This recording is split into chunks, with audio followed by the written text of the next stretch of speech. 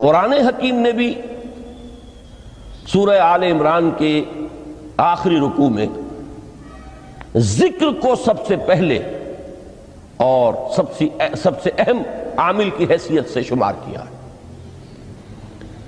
چنانچہ اس کی پہلی آیت جو ہے سورہ آل عمران کے آخری رکوع کی، اس میں تو وہی مضمون جو میں بیان کر چکا وہ آیا ہے، ان فی خلق السماوات والارض واختلاف اللیل والنہار لآیات لأولی الالباب۔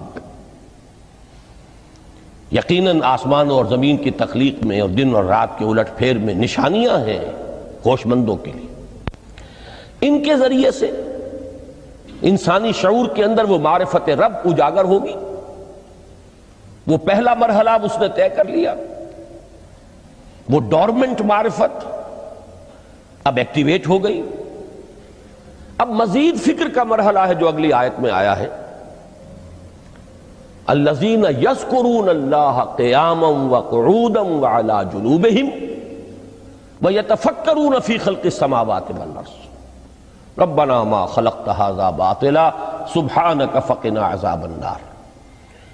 یعنی تفکر جو ہے ویتفکرون فی خلق السماوات والارض، وہ تفکر کرتے ہیں، غور و فکر کرتے ہیں آسمان اور زمین کی تخلیق میں، لیکن اس تفکر کے ساتھ لازماً ذکر اور ذکر مدام، ذکر بھی وہ کہ جو مستقل ہو، ہر حالت میں ہو۔ الذین یذکرون اللہ قیاما وقعودا وعلی جنوبہم، وہ لوگ کہ جو اللہ کو یاد رکھتے ہیں، اللہ کا ذکر کرتے ہیں، کھڑے ہوئے بھی، بیٹھے ہوئے بھی، اور اپنے پہلوؤں کے بل یعنی لیٹے ہوئے بھی۔ اب ان تین کے سوا تو کوئی پوزیشن انسان کی نہیں ہے، اسی کا نام ہے دوام ذکر۔ اور اس کے ساتھ اگر وہ تفکر کرتے ہیں تو ان کا فکر اگلی منزل تک پہنچتا ہے۔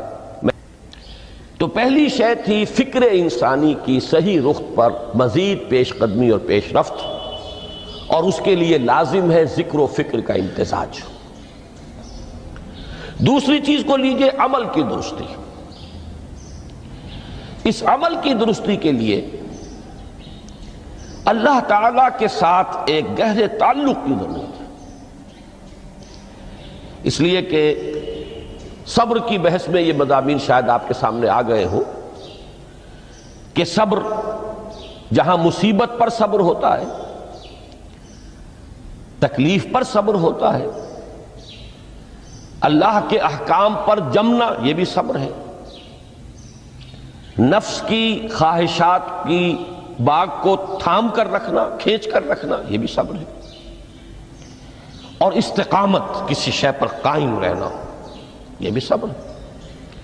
تو عمل صحیح پر استقامت کے لیے وَاصْبِرْ وَمَا صَبْرُكَ إِلَّا بِاللَّهِ، اس صبر کی سب سے اہم جو بنیاد ہے، اس کا جو سب سے بڑا ذریعہ ہے، اس کا جو سب سے بڑا سہارا ہے، وَمَا صَبْرُكَ إِلَّا بِاللَّهِ، اس کے لیے ضرورت ہے ایک گہرے تعلق کی کہ اللہ کے ساتھ ایک ایسا تعلق برقرار رہے جو نہ صرف گہرا ہو بلکہ دائم و قائم ہو، مسلسل۔ ذرا ذہول ہوگا تعلق مع اللہ میں، ذرا کمی آئے گی، شیطان کا وار کاری ہو جائے گا۔ اسی کو حضور نے حدیث میں یوں تعبیر کیا ہے تمثیلاً کہ جو دل اللہ کی یاد سے غافل ہے، اس پر فارسی کا وہ مقولہ بھی ہے کہ خانہ خالی را دیو می گیرت، گھر خالی رہے تو جنات اس پر دیو جو ہے آ کر قبضہ جما لیتے ہیں۔ تو خانہ قلب جو ہے اگر یاد خدا بندی سے خالی ہو گیا تو شیطان ابلیس لعین اپنی تھوتنی ٹکا دیتا ہے۔ یہ لفظ آتا ہے سور کے منہ کے لیے تھوتنی، جس طرح اس کا نکلا ہوا سا منہ ہوتا ہے آگے، تو یہ لفظ استعمال کیا گیا کہ وہ اپنی تھوتنی انسان کے دل پر جما کر اور پھوکے مارنی شروع کر دیتا ہے۔ تو شیطان کو موقع ہی تب ملتا ہے جب انسان کے تعلق مع اللہ کے اندر کمی ہو، وہ خانہ بالکل خالی ہو گیا ہو یا اتنا ضعیف ہو گیا ہو کہ کل عدم ہو جائے، گویا کہ نہیں۔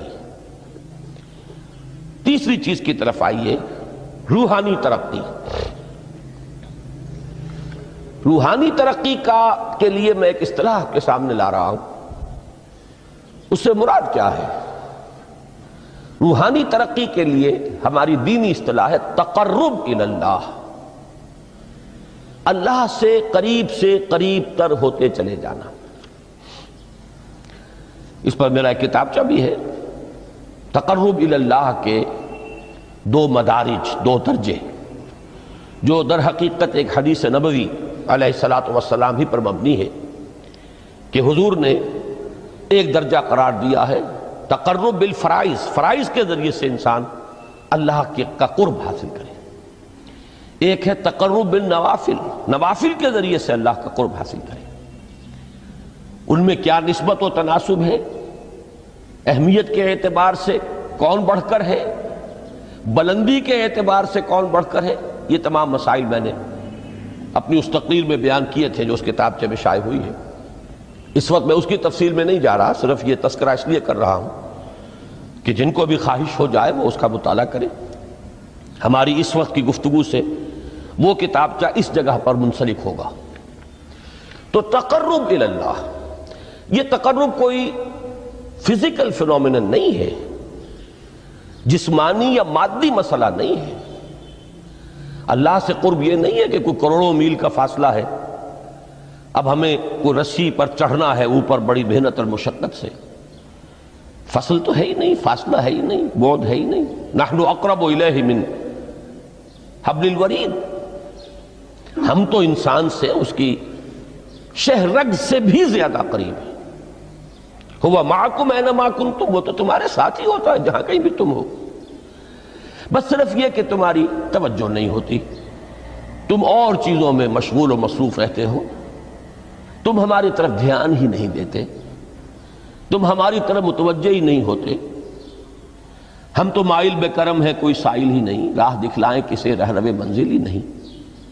انسان جب متوجہ ہو جاتا ہے اور بڑھتا ہے، آگے پیش قدمی کرتا ہے روحانی اعتبار سے، تو یہ ہے در حقیقت تقرب الی اللہ، اور اسی کو ہم کہیں گے روحانی ترقی۔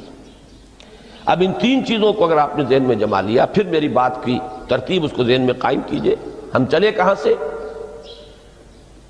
کہ دین کے ساتھ اصل مناسبت فلسفے کی نہیں، حکمت کی۔ نمبر 2، حکمت قرآنی کا پہلا اور اہم ترین اور بنیادی مسئلہ معرفت رب کا حصول ہے۔ اس کا نتیجہ شکر خداوندی ہے، اس کا ذریعہ آیات آفاقی، آیات انفسی، اور سب سے بڑھ کر آیات قرآنیہ ہیں، جو الذکر ہے، جو تذکرہ ہے، جو ذکرہ ہے۔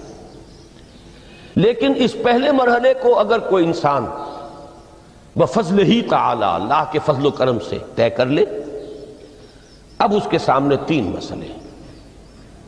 فکر کی مزید پیش رفت، مزید پیش قدمی صحیح رخ پر، اس کے لیے ذکر اور فکر دونوں کا امتزاج لازمی ہے۔ فقر قرآن اختلاط ذکر و فکر۔ الذین یذکرون اللہ قیاما وقعودا وعلی جنوبہم ویتفکرون فی خلق السماوات والارض۔ دوسری شے عمل کا درست رہنا، نہ افراط و تفریط ہو، عدم توازن ہو، نہ انسان نفس سے مغلوب ہو جائے، نہ انسان جذبات کی رو میں اندھا ہو جائے، نہ انسان ماحول سے مرعوب ہو کر متاثر ہو جائے، صحیح رخ پر اس کا عمل۔ نمبر 3، روحانی ترقی، جو اصل حاصل ہے، جو اصل مقصود ہے۔ نمبر 2 چیز کے لیے تعلق مع اللہ ضروری، نمبر 3 کے لیے تقرب الی اللہ ضروری۔ اب غور کیجئے، ان تینوں چیزوں کا بڑا گہرا تعلق ہے نماز کے ساتھ۔ ان تینوں کے لیے ستون کی حیثیت نماز کو ہے۔ لہذا ایمان کے بعد یا معرفت رب کے بعد حکمت دین کا اہم ترین مسئلہ نماز، صلاۃ۔ اس لیے کہ ایک طرف یہ انسان کو اللہ کے ساتھ ایک گہرے تعلق کا ذریعہ فراہم کرتی ہے،